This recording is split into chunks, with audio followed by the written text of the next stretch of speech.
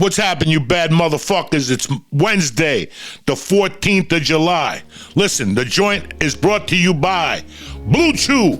Blue Chew is an online service that delivers the same active ingredients at Viagra and Cialis at a fraction of the cost. You could take it anytime, day or night. And the process is simple. You sign up at BlueChew.com, talk to one of their licensed medical providers, and once you're approved, you'll receive your prescription within days. The best part, it's all online.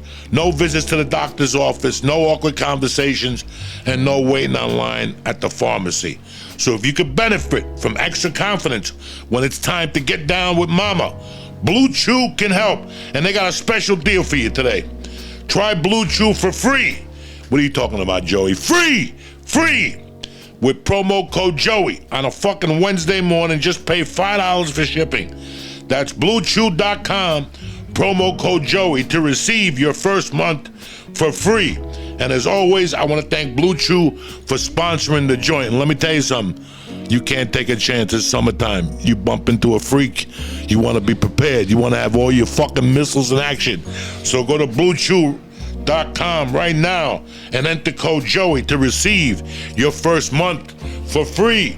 The joint is also brought to you by Onnit. Onnit is the fucking goods. Whether it's Shroom Tech, Alpha Brain, the Protein Bites, the Virgil Tech, listen, they don't stop. And now they came out with Onnit Black Label Alpha Brain. This is tremendous. It's a premium member. It's refined formula that promotes speed and focus for extreme productivity. That's what you're looking for. That's what you'll get. My doctor friend up in Minneapolis, Allie, told me she was on it and she was buzzing. I can't wait to start my next cycle of Alpha Brain. I'm going to go with the Black Label. And you too, you're slipping just like me. Go to Onnit.com right now. Take a look at what they've got. They've come a long fucking way, and they were great to start off with. You still get 100% money back guarantee if the Alpha Brain doesn't work for you. So you got nothing to fucking lose with Black Label. Still got the same guarantee, and it's gonna rock your world even more. So go to Onnit.com right now and take a look. It could be it could be the Alpha Brain, it could be the Shroom Tech Sport, the Shroom Tech Immune, it could be the Protein Powder, it could be the ECT. I mean, they have so many products that it's gonna blow your mind. I can't do nothing for you on the club bells and the kettlebells, but as far as supplements are concerned, I got you. Go to Onnit, press in Joey, a church, and get 10% off your order delivered right to your motherfucking house. Go to Onnit.com right now and press in Joey or church and get 10% delivered to your house. Who else does it like that? Nobody. And 100% money back guarantee on Alpha Brain, and you could keep the fucking product. Who does that? Nobody. That's why I'm telling you to go to Onnit.com. Let's start this motherfucking joint up on a Wednesday. It's a beautiful day to be alive.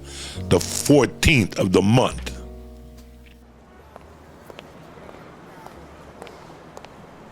Hey, how you doing? Come on in. Yeah, Joey's in the back. Check 1, 2.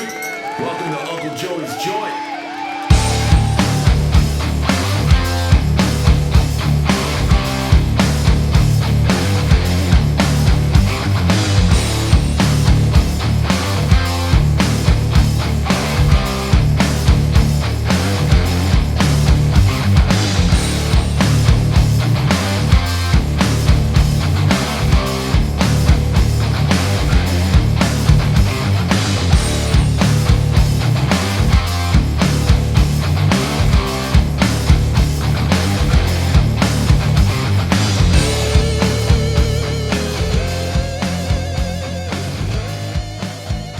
What's happening, you bad motherfuckers? It's Wednesday, the 14th of July. For starters, I'm sorry about Monday's podcast. We had to tape a little early on fucking Saturday because Sunday I had plans. Monday I was getting fucking mouth surgery, so we didn't cover the fucking UFC, so we will do it today. I hope you had a good couple of fucking days. I did have the surgery on Monday on my gums. I got stitches on the bottom and on the fucking top. Tremendous when you get stitches in your mouth. The feeling is the fucking needles were enough. He put the fucking liquid cocaine on there, but he only sat me there for like 2 fucking minutes. And all of a sudden, I just started getting fucking needles to the mouth that were coming out of everywhere. I couldn't even fucking control them. I had earphones on. I had my eyes closed, and I kept feeling them. The needle at the top of the fucking mouth was the one that killed me. That one, I never got a needle in the roof of my fucking mouth. That one put me in Never Never Land. Even the fucking nurse is like, Jesus Christ. I came home last night. I fucking took one fucking pain pill, and I'm like, this ain't for fucking me. This ain't for me no more. So I got rid of them. I just did the regular fucking ibuprofen 800, and they gave me some shit to gargle with. And I'm back, cocksuckers. I'm back like a fucking savage. It's kind of weird. It doesn't hurt at all. It feels like I got a piece of chicken in the top. You ever eat like meat and you don't brush your fucking teeth? It feels like your teeth got all fucked up. That's what I have. So we'll fucking live. But I wanted to talk to you about UFC 264 or 246. I have no fucking idea what numbers to even look at anymore. I don't know what they are. All I know, it's Saturday's fucking UFC. On the gambling front, I did okay. I did 2 out of 3. I had Gilbert Burns for the big night, and I had a small bet on Dustin, and I had 1.5 on the over. Thanks to DraftKings. I told you motherfuckers to take the fucking... I fucking put it up on Instagram and on fucking Twitter before the fight. For $1, you could win 264 with a first-round knockout. Some of you did it. Some of you told me to go fuck myself. Now go fuck yourself. You missed out on $264. Even if you weren't going to gamble again, $1 would have won you 264. That's tremendous. That's a great night out. I wish I could have done it, but I'm part of fucking DraftKings, so they won't let me do it. But that's why I put that move up for you guys. Listen, I was hoping that the fight went fucking over. I wanted to win on the over, but then I realized that for what I bet, I was only going to win $22 fucking dollars. Boo-hoo. Who gives a shit? I would have rather win $264. But that's the reason why I posted it. What I want to talk to you about again, was the performance by Conor McGregor. Like I said, I put a small bet on Dustin, because I thought Conor was going to come in fucking hands ablazing. And I got to tell you, was I fucking wrong. I didn't like him enough to bet on him, but he's still a deadly fucking fighter. He's still an aggressive fighter. He's still fucking great as far as I'm concerned. I wasn't going to write him off that way unless if I thought that fucking Dustin would beat him that decisively, I would have fucking bet 10,000 on it or something, fucking gone over my head. But I thought Conor was going to, come back, do what he did for Nate Diaz, look at the tape and see where his shortcomings were, but obviously not. And then we had to start with the fucking excuses that, he broke his ankle in training, or he hurt himself in training a couple weeks ago. Nothing bothers me more than that shit. You lost. He didn't look that good. But what we're going to talk about today is what happened afterward. That, like I was telling, we have a guest today. We're going to have my man George on here from MMA Junkie. And when we were talking on the phone after the fights on Sunday, I was telling him, I go, that interview with Rogan and him on the mat and what he was saying leading up to the fight was not good. It just wasn't good. I thought that when I saw the whole picture, it disturbed me a little bit. I mean, after Rogan interviewed him and he was on his back and he was saying, and listen, you know me, dog, I fucking said things to people's wives. I'll tell you why. Because I read the Roberto Duran book, and before he fought Sugar Ray Leonard, he bumped into him on the street and told him he was going to fuck his wife in the ass. Sugar Ray got all fucking confused, and that's why Sugar Ray lost the first fight, because Duran fucked with his head. When I've done it, it's to fuck with people's head. But that behavior reminded me also of me when I was on coke. That's, I've heard rumors. I'm not saying Dustin Conor is on coke. I'm not saying that. I've heard rumors and shit like that. I don't know if they're true, and they're none of my fucking business. But that behavior was kind of weird, and I've seen that behavior before. I've seen that behavior myself, you know, when I was going through my divorce, when I was unhappy, when I was unsure of myself, you know, I've acted in that manner. So that's why it was disturbing to me, because he's one of the best athletes in the fucking world. And for him to act that way, and all right, he was on the mat, and he was in pain, and he was disillusioned, and he was hurt.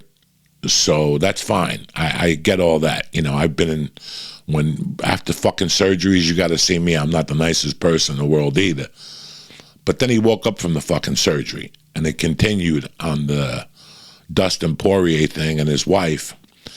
And that's where I see the problem, you know. And let me tell you something. I've had 1,000 problems. So when I see somebody acting in that manner, I fucking right away, I go, maybe it's drugs. Maybe it's something that's going on. Maybe it's the pressure of fighting.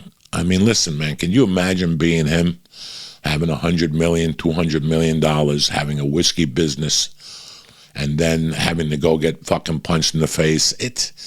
Listen, once you have all that money, it's rough to go in and smell fucking feet again and do fucking sit-ups and fucking push-ups in a fucking stinky gym, and, you know, it's kind of fucking tough, man. So I get it. You know, I mean, the guy's on the mat with a broken fucking leg, and Dana White is already making the Poirier fight, you know. That's not fucking fair. Let the guy go home. Obviously, you see the guy is a shell of who he was. The last 3 fights we've seen him, it's been a fucking horror show. You know, yeah, he beat Cowboy Cerrone. Listen, Cowboy's a dear friend of mine. I love him to death. But even Cowboy will tell you he's not the Cowboy of old. If he would have fought the Cowboy of old, it would have been fucking lights out also. And I know a lot of you that disagree. I know a lot of you that'll say, yeah, maybe, but let's talk the truth here. You know, I mean, something's not right. Something isn't right. I don't know if it's the pressure. I don't know if he should just retire. Like you're going to hear, you know, this is a year injury. You just don't come back from this in 6 months unless you're fucking superhuman. You know, I mean, it's been 6 months since my fucking surgery, and I still feel it. I mean, I'm not a fighter. I've kicked under the water. I've kicked the bag a few times. That's your foot. You got to walk. You got to kick. You got to wrestle on it. So it's going to take time. You got to strengthen that thing. You got to do squats. You got to start from scratch. So I hope that this will give him a chance to look. You know, this will be his fucking COVID.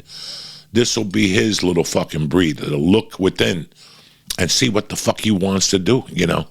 Listen, if you don't want to fight no more, don't fight. But it's a lot better than taking a beat and breaking your leg. You know, you were talking about putting a kid in a fucking stretcher, and in turn they carried you out on a stretcher. So that's what happens. It's a fucked up fucking life, and you gotta be careful what you say to people. And listen, I'm 58. I learned the hard way. I got a big fucking mouth. I like to yell and scream. I've gotten into arguments. You know, when you say something negative like that, you're leaving yourself open. It's like throwing a fucking jab. When you throw a jab, you gotta know that you're open somewhere. Now you just open yourself up. So when you wish something like that on somebody, when you know, say that to somebody, you really gotta fucking think that this could happen to you. You know, I had 1,000 anecdotes about COVID. You know, I still think 1,000 fucking things about COVID. You know why I don't say them? Because I might get it. Look at Ted Nugent. He was talking shit, fucking COVID, and next thing you know, he's fucking coughing and sneezing. He's like, this ain't no joke. That's what happens, you know. If you leave yourself open and you throw a punch or something, you're fucking open. So I just want to, like, listen, man, I look at Conor McGregor and I look at what I'm going through now. And I tell you, at 32 years old, you think you're fucking a wise guy. Dog, I thought I knew everything at 32. You don't know shit. You really don't know shit at 32. You're just getting your fucking groove. I didn't know anything till my fucking 40s. And now, at 58, I could look at the field and go, wow, I could see the whole fucking field. I feel like Joe Montana. I could see the whole field. I feel like Tom Brady. I could see 100 yards. I could see the move before it happens. And that's why they always ask older people, what would you tell younger people if you could fucking do it again? You know, what do you think they ask them? Like, I look at Conor's situation as a 58-year-old, and I go, listen, go home, get healthy, invest your money, and sell fucking whiskey. Don't worry about fighting for now. Go be with your family. Go get healthy. Don't take calls from Dana White. Don't take calls from fucking nobody, not your agent. You don't need to. You don't need to. You're swimming in fucking dough. Why are you taking calls from these people? So they can fucking push into something you don't want to fucking do? Listen, he's got to just take some time, reflect, and see what the fuck he really wants to do with his life. I don't think he wants to fight anymore. You know, that type of money. I mean, you do your best work when you got a gun to your fucking head, you know, and it's a lot of pressure, guys. It's a lot of pressure. He just, you know, Rogan and Dave Chappelle went out and sold out 2 shows at the MGM Grand. I'm very fucking proud of him. That is fucking sensational. Conor McGregor sells out a city. Do you know how hard that is to do? And he just does it naturally. He just sells out a fucking city. Everybody prospers when he's in fucking town. The airport, I mean, you know, you're going to hear, I didn't even know Garth Brooks was in town with fucking, I don't know how many tickets. I mean, Conor McGregor is no fucking joke. So, yeah, everybody's got a bunch of fucking vampires hanging around them. We don't see it because we're not in his fucking personal life. But I could just imagine. I know what I went through as a comic, and I know he kicks it up 6 fucking notches, up in the fucking millions. So could you imagine the pressure he's got on him, the pressure that people put on him? It's a fucking nightmare. So he's got to sit, think, and see what he wants to do and what his next move is, you know. And whatever it is, God bless him. You know, it's his fucking life. That's what us as fans, we're so selfish as fans. We're selfish in every aspect of our life, but we're selfish as fans. You know, somebody wraps it up or whatever, we get kind of, no, they have lives. They have thoughts. They have their own soul. You have to look at them and go, fuck, this is it. You know, hopefully he'll come back, you know, and he'll come back 20 times better and 20 times stronger. He'll be 33 years old, maybe 34 years old. So you got to see where the fuck they're at. Today I had George from MMA Junkie join us via fucking Zoom. I hope you motherfuckers enjoy it. I'll see you afterward. Stay black. Enjoy George from MMA Junkie. What's happening, brother? Oh, How are you, my friend? good, and you? Not bad. Feeling good. Got some stitches in my mouth, but fuck it. We'll make it work. You know what I'm saying? Oh, I man, got did some you get surgery with an uppercut or yesterday. something? What happened? Did you get hit with an uppercut or something? Nah, I had to go. My gums are fucked up. So they were a little swollen. This had been going on for like 3 fucking months. Maybe 4 months. I went back to LA and tried to get them fixed, but they didn't take. She had to do some work, and I'm not going back to LA to fix them now, so I just got the gums done here. I feel better today. I only required 1 pain pill. The rest was fucking that Motrin 800. I didn't want to go back on the pain pills again after the knee surgery. But I want to talk to you about 3 fights. How you doing today, Big George? Doing great. Last week was fucking a whirlwind, you know, here in Vegas. Not only the event itself, but people coming out, like, you know, just coming out for the first time in 18 months. So people just want to let their hair down. MMA people, friends and family, it all came together. You had Garth Brooks, 80,000 in one stadium. McGregor and Poirier in the arena, that's another 20,000. So imagine what the strip was like. Wow. So Garth Brooks sold 80,000 tickets? In the new stadium, yeah. Holy shit. Garth is still that fucking big? Yeah, I guess so. I don't follow country too much, but I mean, I know the name, and it had been sold out for a while. So wow. he didn't have a problem selling 80,000 either. Yeah, I saw a couple guys went and posted stuff up from watching him. I didn't know he was in Vegas, though. I saw a couple of videos of Garth Brooks that people had gone.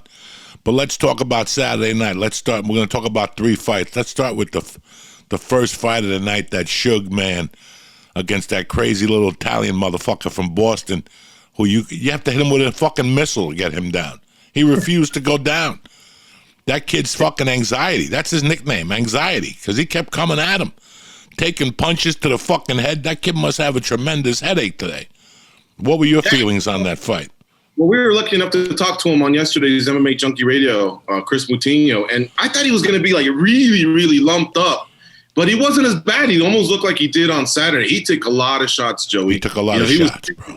He was taking 3 to dish out 1, but he was never backing down. He kept pressing forward. He never ran out of gas. In fact, O'Malley's the one that kept looking up at the clock. Where's the clock? When's this round going to end? Because he started getting tired at the end of the first. Moutinho was hitting him with leg kicks and then started throwing some punches. I think he should have stayed with the leg kicks, and he told us the same thing because O'Malley's had problems before with his legs. You know, he's tall and lanky, so he's a little shaky.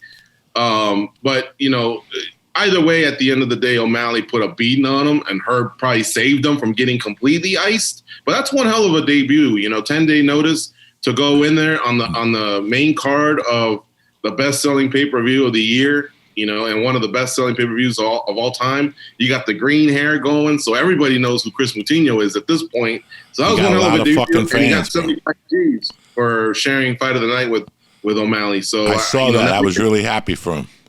Can invest in himself and get better before the next one. He might drop the flyweight, though, he told us. He's tougher than fucking death, that kid. And he did take a lot of punches to the fucking head. I mean, that could be brain damage 10 years from now, whatever. But you know what? You can't think about it like when you're a fighter. You just got to go in there and let the pieces fall where they're made. Look, I'm a fucking comic and I got brain damage from doing fucking... You never know, you know what I'm saying? It could be a punch to the head, a fucking microphone, a bombing. You don't know what the fuck it is. But he was great. I was very happy for him. When I read he got the fight of the night and 75 grand, it's like I always say, the universe takes care of you if you do your job, you know? So the universe took care of him that night. The second fight, what's that? Remember the pay-per-views are usually 50,000. Sorry, the bonuses are usually 50,000, but they bumped it up to 75. The fighters spoke up during the fighter meeting. I think they realized, hey, this is a big show, Dana, bump it up. So he got an extra 25 G's. But yeah, usually it's only 50, but he got 75. Dana had to lift the rock. Yeah, and you know what? Let me tell you something. You ever watch Cape Fear? He almost looked like Max Cady. Remember when Max Cady got jumped in the Cape Fear was on last week. I watched it for like a minute. Me and my wife watched it for like 2 minutes. It was on one night last week. The Robert De Niro one. I hadn't seen it in fucking years. Good movie.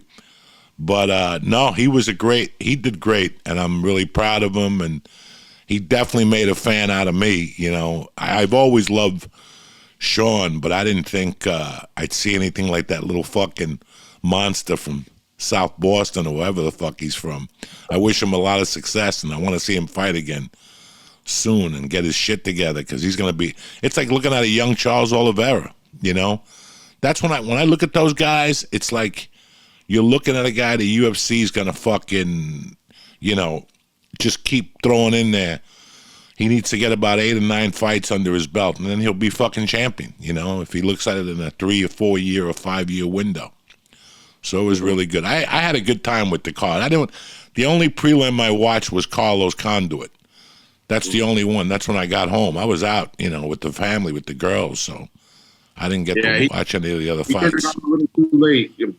Griffin went after him early, and Condit, I think it was a 5-round fight. Condit comes back, but he just turned it on too late, you know, and he had taken a little bit of early damage. So now he's not with Greg Jackson anymore, Condit? I thought he was. I didn't see him there. Jackson doesn't seem to corner as many fighters, and I think a lot of them, now that they make a lot of money, branch off and do their own camps, and like one of the two, maybe Winklejohn shows up, and that's about it. It's like a lot of them are starting to slow down a little bit with the travel and coaching, and so I know Jackson slowed down a little. Good. The second fight I want to talk to you about, a fight that I bet, that I told you I was going to bet, was Gilbert Burns against Wonder Boy. Good fight, a little slow. You know, I bet Gilbert. I just had a funny feeling that Gilbert was going to take him down, even though He hadn't been taken down that much before in his career, so I got lucky with that one. What are your thoughts on that fight? So that one was one we agree with as well, and we went against the grain. Burns was the underdog. Here's the deal with Stephen Thompson is he's just a difficult puzzle to solve because he moves around and keeps this space, in between you and him, and here's his biggest talent. He is not afraid to be boring. He doesn't care about the booze. He doesn't care if you go, man, you only threw 25 strikes the whole fight. He doesn't care to be in slobber knockers, or those types of fights. He's strategic. He's a chess player. So to beat him, you got to realize you got to be in a boring fight. And that's why this fight didn't really pop. But if you're a hardcore purist, you had to appreciate what Burns had to do. Occasionally Burns threw some punches, and then he also got tagged. So things were evening out, but where Burns is way better than him is jiu-jitsu. And to get there, he needed to wrestle. So he was doing these shots from far away, low singles. And all he was trying to do was just get attached to Thompson's body somehow so that he could then kind of work his way into either drop him or take him down, traditionally, or hip toss him, anything. But just tie him up, because once they're separated, that's where Thompson's money. You know what I mean? So I knew this fight was going to be boring and strategic, but I thought Burns would be able to put his ego to the side and come up with the type of game plan to just do that, to do exactly what he did on Saturday. Be boring, but beat a guy that's so difficult to beat. I love MMA, and I always hated, I became a fan of the UFC. And my first 5 years as a fan, I enjoyed not gambling on it. You know what I'm saying? I enjoyed it. And then when they started blowing up the gambling side of it, this line, whatever, then you jump on the wagon. But at first I was a purist, I love Wonder Boy. I think he's a great fighter. I hate when people put down karate people. It bothers me to death when people are like, well, he's taking karate. It's not going to do nothing for him on the street. It helps you in a way. It does something for you. It teaches you timing. It teaches you a bunch of stuff, So it was hard to bet against him, but I looked at the fight for what it was. Thompson's getting up there in the years. Gilbert's a little hungry. He lost for a championship, so now he's a little hungrier. So maybe if I'm right, maybe he'll pull out the win. And he did. It wasn't a fancy win. It wasn't flying through the air. There was no nunchucks or nothing. But he got the fucking win, and that's all that mattered, It was I thought it was a night the Mexican girl had heavy fucking hands, Yeah. The little Italian guy, I felt bad for Greg Hardy. I thought he'd do a little better than that. He got knocked out, Obviously, Tia doesn't give a fuck. I guess somebody put hot sauce in a shoe and gave it to him. That poor bastard. Who the fuck would drink out of a shoe? That's like eating a crack hole's asshole. Who would drink out of a fucking shoe? I mean, what the fuck is wrong with you? But if that's what it takes to knock people out, fuck it. Drink whatever they give you out of a shoe. But didn't somebody put pepper in their shoe or something, hot sauce? Poirier. They put Dustin Poirier's sauce in it. Now, Goz and I were doing a viewing party. He said that Ty looked away. It's not like the guy was trying to be sneaky. He actually had it, kind of like looking at him like, do you approve? But it's all happening so fast as he's exiting the arena.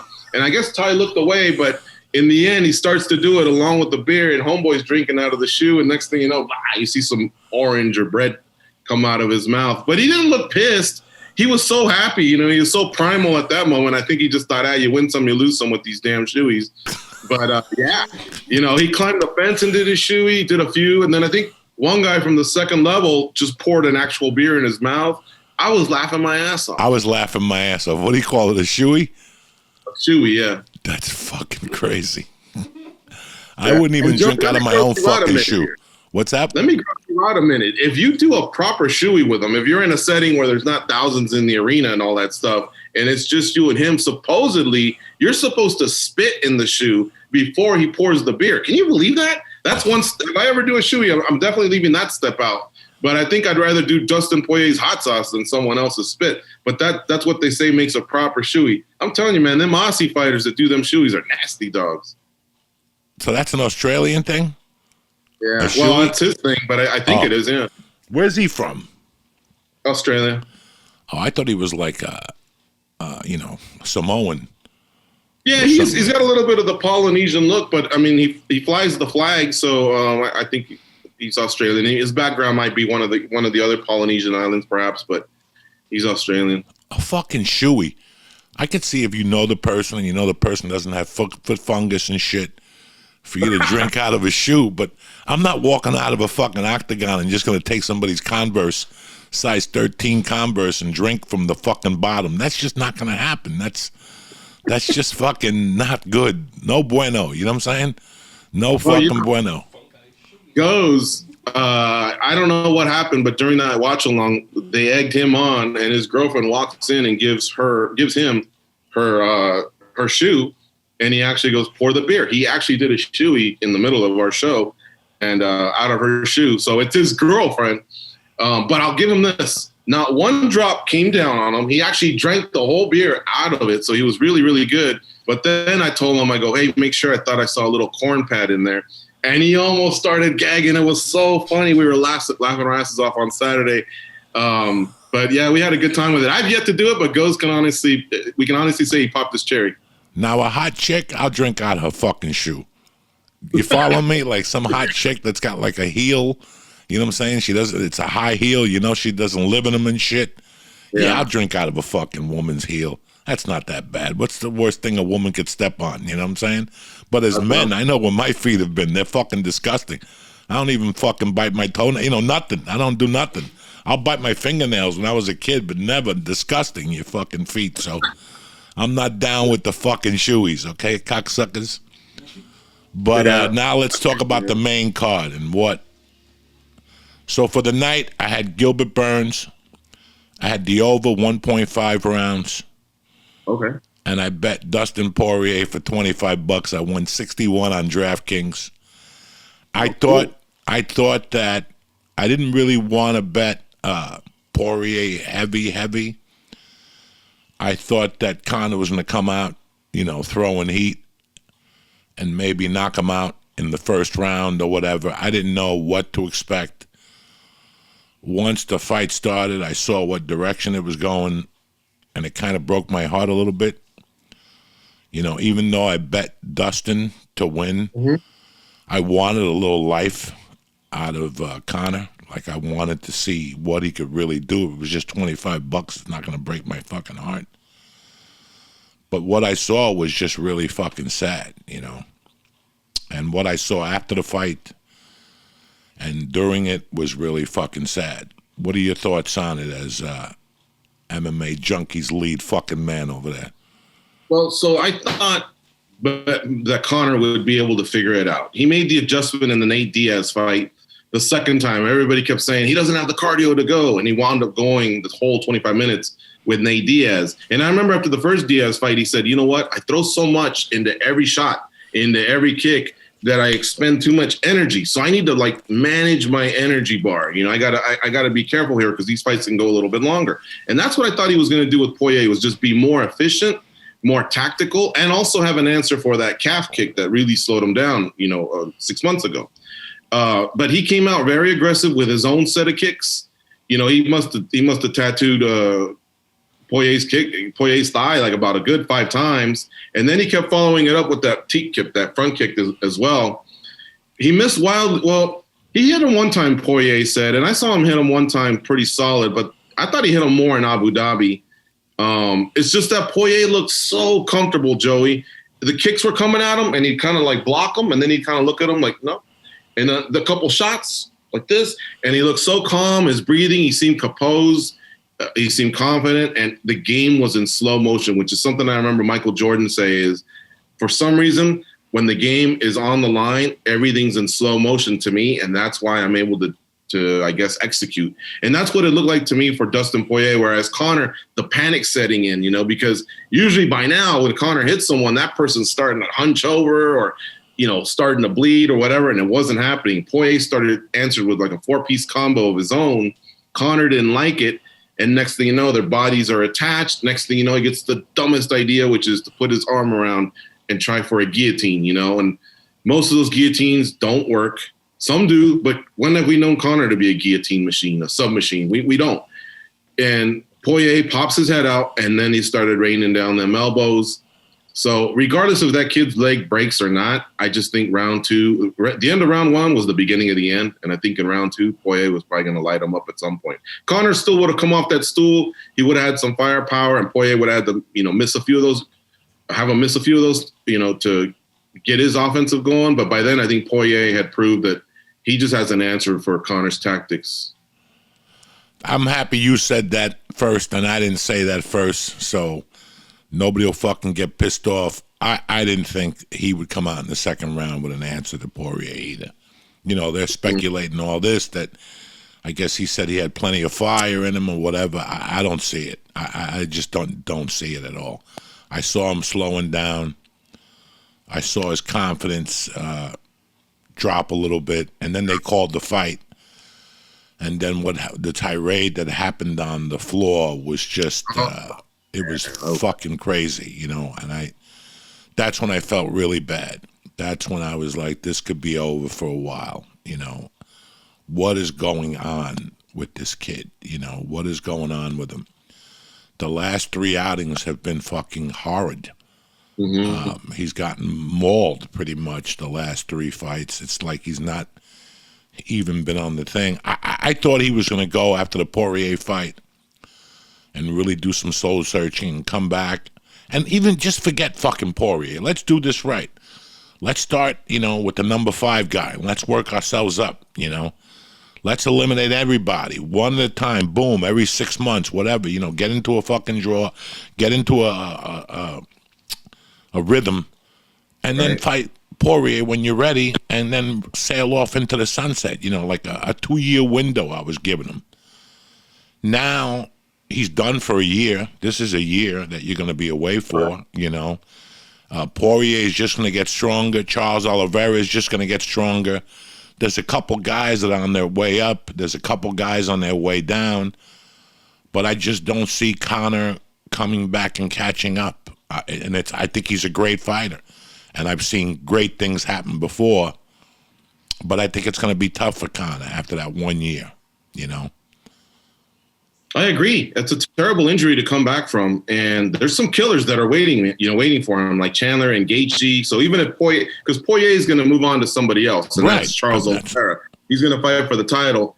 Now, knowing the UFC, they're probably going to try and figure out a way where they can come back and do the 4th fight. Dana White's already setting the table for it.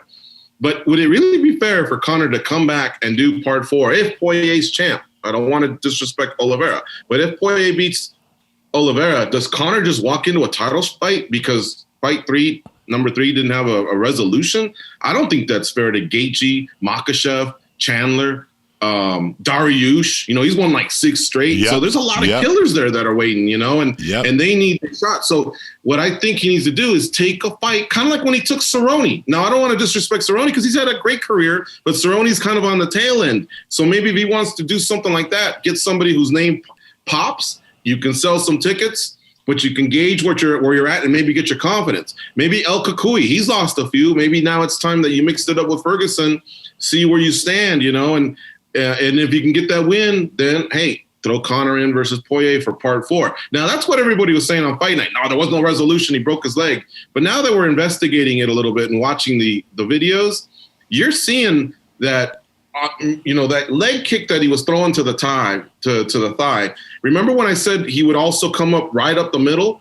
They're showing evidence where Poirier was blocking it with his elbow. Right, with his elbow. I think that's where he cracked the tibia. He cracked it there. Daniel Cormier said something about one of the kicks came up short, and that may have added to it. But I saw him block a few of those, and that's why when he stepped, that bone just went, at that particular moment. And that's a defensive technique. So you got to give Poirier the credit that he actually stopped him. He actually stopped him via TKO.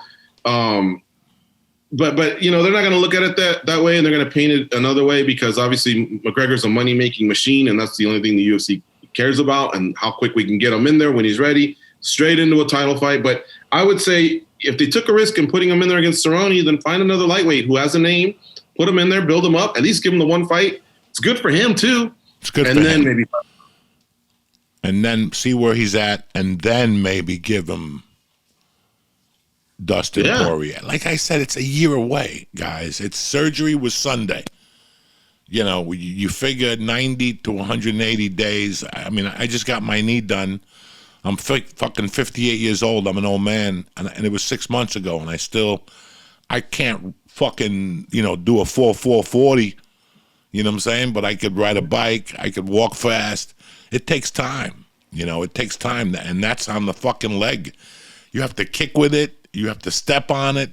You have to wrestle with it. So you want to strengthen that as much as fucking possible before you go back in that fucking octagon. So I'm looking at a year, 11 months to a year, 13 months. That's what the window I'm looking at. And if you think of where the UFC was a year ago, people are moving fast. People are still training. People are still, let's see where we go. But my heart goes out to Conor McGregor's, training camp, whatever the fuck, his leg. And my heart goes out to Dustin Poirier for being a fucking champion of champions. That's it. Yeah. That's basically it. Handling it with class. He said, I hope he gets home to his family. I just don't have that type of evil in me. But he did say Conor just crossed the line. He called his wife a hoe and, implying things with the DMs and just not letting it go. I wasn't too sure about this whole death thing or whatever he was saying. I always say, I think sending someone out on a stretcher is enough, but I guess if you want to go down the route of the morgue or, a coffin, whatever, sounds pro wrestling-esque at that point to me. But I think Conor just, like I say, he's having this like meltdown, as a human being, not just as a fighter, but I think as a human being. And I think he really needs to take a look at it. And the only one that's going to be able to put him in his place or at least talk to him, I think is going to be a contemporary, like a colleague, even a former fighter like a Tyson or a Duran or someone. Sit him down and go, listen, we all lose. We all no longer become the man, but you can get back there, if you do the right thing. But you seem to not have a grip on reality here. Everything seems to be some sort of an excuse. Oh, Khabib did this. Oh, Poirier did that, or I wasn't at my best.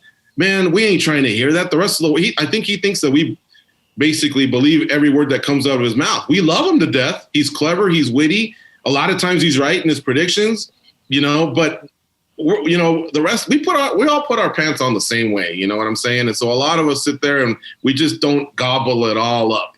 And I think he needs to figure that out, and once he does, like he's done in other fights where he's shown humility, he usually comes back pretty strong. But right now he's still like in this, I don't know, this stage of just not being able to believe that someone else has skills like he does. I watched the one presser. I watched the Thursday, not the weigh-in, but when he showed up with the suit and threw the kick. And I remember when he threw the kick, a couple people hit me up on Twitter and said, bet the farm on Dustin. Conor's at it again. It was just like they saw right through the kick. And the behavior has been very weird the last couple months. I mean, we've always had a crazy Conor, and that's what makes him Conor McGregor, the bus, right, smacking the old man at the pub, all that crazy shit. But this one started when Dustin just reached out and asked him about the money. What happened to the money for the charity? He took offense to it, and the hillbilly started and all that shit. And I was like, Jesus Christ, what the fuck happened? He was such a gentleman for the last fight. And then when I saw him on the floor with Rogan, I'm not mad at him. I don't give a fuck, it's not my life, but he just didn't look good. And trust me, I've gone off on people's wives. I said some shitty shit. But they've been when I was at a bad place in my life, So I kind of see what the fuck is going on here. I wish whatever he's seeking, he finds. And I wish that maybe this break will let him see what he wants to do with his life. Man, you make $100 million, $200 million. It's tough to get punched in the fucking face. It really is. It really is. It's a little tougher to get punched in the fucking face. Once you get comfortable, it's tough. A lot of people work better with a gun to their head. But maybe he's going to realize this is behind him now. It's too much pressure on him to come back. It's too much. It's too, he's 1-4 now. You know, the last whatever he is, 1-3 the last couple fights, and you know, I mean, come on, people were impressed with the Mayweather thing. I wasn't.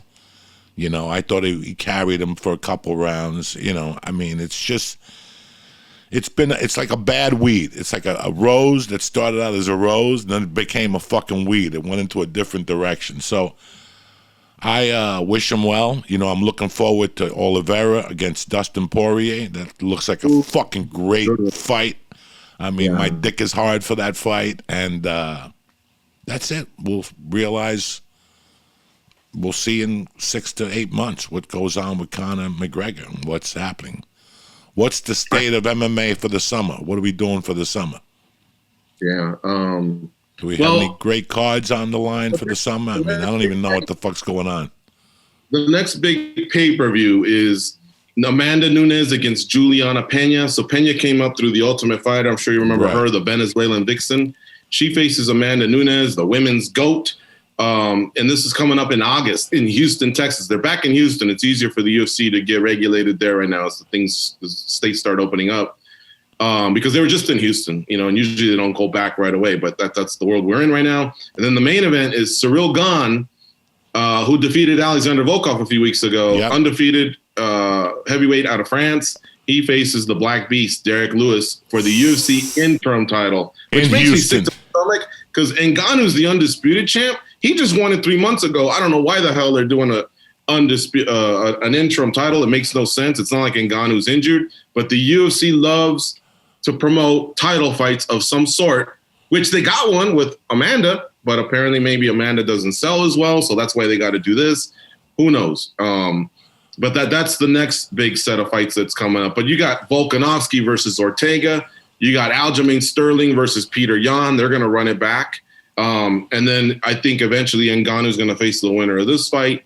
So there's some really good ones that are cooking. Now, when John Jones is going to return, I don't know. He seems to want a lot of money, and the UFC's not caving. He's a heavyweight now.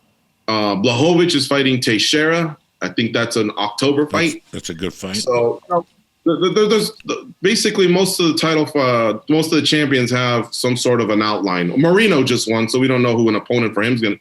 But look for him to be a big star. He just made the president of Mexico. He's the first Mexican-born fighter to win a UFC title. And the Mexicans love their combat sports. They love it. They love it. And they got to do a card down there to really see what fucking insanity is. I think he's tremendous for Mexico, because he's charming. You know what I mean? He kind of comes off and he admits it. I'm kind of nerdy, man. I love Legos. But boy, can he fight. He can fight. He can fight, So I think the UFC's in a really, really good place. Bellator started up again. They got their promotion going again. They got a nice big fight coming up at the end of July. Patricio Pitbull Frady, who's a featherweight and lightweight champ, he faces AJ McKee, undefeated fighter, who's Antonio McKee's son. But that's a fight that a lot of the hardcores are looking forward to. So it's going to be a really, really good summer. We just lost Fury versus Wilder. It was going to happen here in Vegas. Fury got COVID. But man, if you're a combat sports fan, now's the time. There's just a lot going on. And I think now boxing and MMA and bare knuckle, everybody's got some love and respect for each other. And it's no more of a territorial thing. Right now, I think everybody's really, really becoming fans of the other sport as well. So combat sports is really, really booming. How many days a week is MMA Junkie on now? Mondays and Thursdays, noon Eastern, 9 a.m. Pacific. We're down to 2 days a week because now we started doing a little bit more like what we're doing now, Zoom. A lot of these types of interviews with fighters from all over the world because it was cool to be on 2 days, 2 hours a day, Monday through Friday. But what happens is you're locked into that 2 hour window and everyone wants video. People consume, a lot of content on their phone. That's one thing. And then two, you got worldwide champions. You got Whitaker in Australia, style benders in New Zealand. You got the UK fighters. And sometimes that 2 hour window just wasn't convenient. It was the middle of the night. So right now, building a studio at home, slowing down and doing more videos kind of allowed us to spread our wings, but we're still doing the show. Good, man. I'm happy I got to get you on today. I'm happy you made time for me today, brother. I've been wanting to get you on for a while, and I wanted to talk about a good card, and this last card was great. You know, I know a little bit about the UFC, but you're the fucking specialist.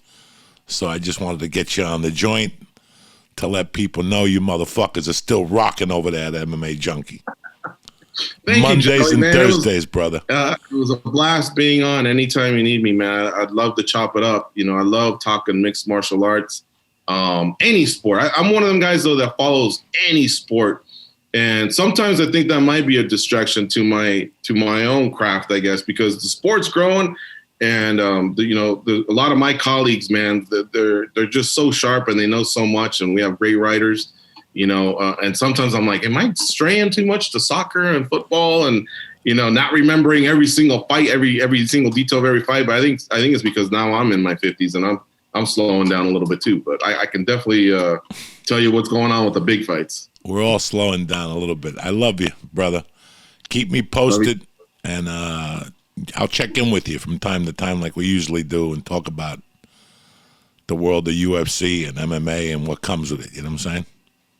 For sure. All right. Thanks for having me. We're 6 weeks away from the NFL, 2 weeks away from training camp. So you'll be even more fucking confused. Man, a new stadium. The Raiders fans are going to be in town. It's not my squad, but I can't wait. Vegas is just popping with new sports, hockey team, now a football team. They say an NBA team's on its way as well. So, yeah, I can't wait for football season. Well, we'll be in touch before football season. I love you, brother. Have a great day, and thank you for calling the joint. All right. Thank you, Joey. Take care. Thank you, brother. Stay black. We're back, you bad motherfuckers. I hope you enjoyed George from MMA Junkie's interview. We just shot the shit. It was really no big interview. We just covered the 3 fights and the McGregor situation. Like I was saying before, I'm a fan. I'm a fan of the fucking UFC. I'm a fan of Carlos Conduit. I'm a fan of fucking the Mexican chick. I'm a fan of Sugar Sean. You're a fan of these people, and you watch them, and when you pay to watch them, it's like when you coming to see me, you want to see me 100%, right? When I see Conor McGregor or Dustin or Sugar or fucking Greg Hart, whoever the fuck it is, I want to see them at their best. I'm not cheering for them. That's why I was telling George about the gambling. For years, I was an MMA purist. I just enjoyed watching the UFC and not betting on it. Me and Ari would go to the fights and we'd bet $1, $2 with somebody in the fucking audience. We'd have the good seats and we'd bet a 20 or something. But that's different. The first bet I put in the UFC, and it broke my heart, was Frank Yeager against Sean Shirk. Me and my wife bet him when we went to a UFC. And it broke my heart because I wanted to be like a virgin in the UFC. But then once they started adding lines and, I think the second fight I bet was Conor against Diaz, and the rest was fucking history. I like betting the fights. I enjoy it, but I'm a fan. And that's why I wanted to do this podcast today about what we saw on Saturday night. It was very fucking sad, and it was sad for a guy like me to see this kind of stuff. You watch the fights and you're like, fuck, I want to watch 5 rounds. I want this to end right. It's like watching Anderson Silva break his leg, or the guy from Long Island breaking his leg exactly the same way years later, when you see a fluke fucking accident. But that's not, that's what happens in the sport. What concerned me the most was his behavior, and you got to ask yourself, why is a rich guy like this acting this way? He lost. He is always humble in defeat, but this one wasn't good. And I saw some things that were a little disturbing, and I know you did too. Even if you're a Conor fan, I know that this fight you looked at and you're like, you know what, this is a little not for me. So I'm happy we clarified it. I hope he gets help. I hope that whatever's eating at him, that he fucking sees it, because when they throw that much money on you, you're young, you don't fucking see it, You don't know whether you're happy, what the fuck to think. You think that money is your happiness. And I get it. I fucking get it. I was 32 at one time. I was 20 once. I thought that, I get money and I get a boat and I'll get bitches. It don't work that way. I wish it did, what I'm saying? It don't work that way, Money doesn't buy happiness at all. In fact, it puts a lot of fucking pressure on you if you're one of those fucking people. Just live your life, be happy, and enjoy what the fuck you're doing. Speaking of enjoyment, don't forget, this Friday, Laughing Gas comes out at the ice cream shop on Ventura Boulevard in fucking Studio City. I love these guys. This is, they've done a great job with me before, you know. I've been dealing with them when they were Urban Trees, so I knew they would take care of me. The reefer is tremendous. It's like fucking 35%. I'm going to cut it for you and show you. This is Mikey's sack that I'm giving him. Oh, shit. The sacks are tremendous. Oh, wait till you smell this shit. Oh, shit. Boom. Laughing Gas. Boom. Oh, shit. Boom. Laughing Gas. Friday, 4/20. Boom. Tremendous. It smells funky, and it's going to fuck your world up. You understand me? No more fucky. Nothing but high. It's called Laughing Gas, and it's only available at the ice cream shop, and then we'll go to other stores in Southern California, and then we'll go to Vegas, then we'll go to Colorado, then we'll go to Jersey, and then we'll go to New York. This is all we're fucking pushing at you today, okay? You understand me? Fucking Laughing Gas, at Laughing Gas on Instagram. You're going to fucking love it. Listen, I hope you enjoyed the podcast today.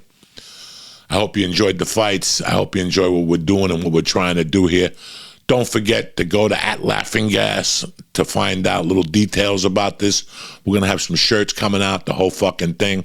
It's a great fucking bag. It's great fucking weed, and you're going to love it. Laughing Gas at the ice cream shop. I want to thank you guys for supporting us, supporting Patreon, and for just fucking being here. I'm happy I was able to do this. You have no idea what these fucking gums feel like. It's a fucking nightmare, but you guys are well worth it. I love you motherfuckers. Have a great weekend, and we'll be back Monday, tip top Magoo on the fucking 19th, ready for you. I love you motherfuckers. Now for a word from my fucking sponsors, Jack. Stay black. All right, you bad motherfuckers, I want to thank you again for listening, watching, and supporting Uncle Joey's Joint. Before we leave, I want to thank our sponsors. I'm going to start with Onnit. Let me tell you something. When it comes to supplements, Onnit is tip top Magoo. Whether it's Alpha Brain, Shroom Tech, the ECT oil, I mean, they just have so many great products. You have to go to onnit.com to start. You'll love it. And the Alpha Brain also comes in a powder now. So you could just pour it in water. Shroom Tech comes in a powder. I mean, they're doing great things over at Onnit. And now they're releasing the Black Label Alpha Brain. Tremendous. It's a refined formula that promotes speed and fucking focus for extreme productivity. You understand where I'm coming from with this shit? This will get you, this is like drinking 20 cups of fucking tea, doing blow, doing all that shit, put it together, and you feel great and with no guilt. That's what Alpha Brain will do for you. Plus, it's got a money back guarantee 100%, and you could keep the fucking product. When somebody else does that in your world, that's when you know you're dealing with a great company. So go to onnit.com right now, take a look at what they got, and press in Joey or Church and get 10% off delivered right to your motherfucking crib. The joint is also brought to you by Blue Chew. Listen, everybody wants to sling dick, but nobody wants to take Blue Chew. This is the way to go right now, all right? You're like, Joey, what the fuck is Blue Chew? Blue Chew is an online service that delivers the same active ingredients as Viagra and Cialis at a fraction of the cost. You can take it anytime, day or night. And it's easy to fucking start. The process is simple. You sign up at BlueChew.com, you talk to one of their licensed medical providers, and once you're approved, boom, you'll receive the prescription within days. The best part is, it's all on fucking line. No doctor visits, no awkward conversations, no waiting online at the pharmacy, nobody breathing on your fucking neck while you're waiting online. It ships right to your door in a discreet package. The mailman doesn't even know you have a problem with your dick. Now listen, you don't have to have a problem with your dick to take Blue Chew. You could be a young guy that slings dick, but you want to put her out for a few days. You understand me? Like you want to give her dick that she won't be able to go to the gym for 3 or 4 days. Then Blue Chew tablets are for you. They're made in the USA and they're prepared and shipped directly. And it's way cheaper than a pharmacy. So you too can benefit from extra confidence when it comes down time to give her or him a stabbing. Blue Chew can help. And they've got a special deal for you. You ready? Try Blue Chew for free. Joey, what are you talking about? Free, I'm telling you. Free with promo code Joey. Just pay the $5 for shipping. That's it. And your dick will be tip-top magoo, and you will tweet me and say, Joey, I fucked the brains out. My dick is fucking tremendous thanks to you. Isn't that what you want to do? That's what I want you to do. So go to Blue Chew right now and try it for free with promo code Joey. Just pay the $5 shipping. That's BlueChew.com. Promo code Joey to receive your first month for free. And as always, I want to thank Blue Chew for sponsoring the joint. I want to thank Onnit.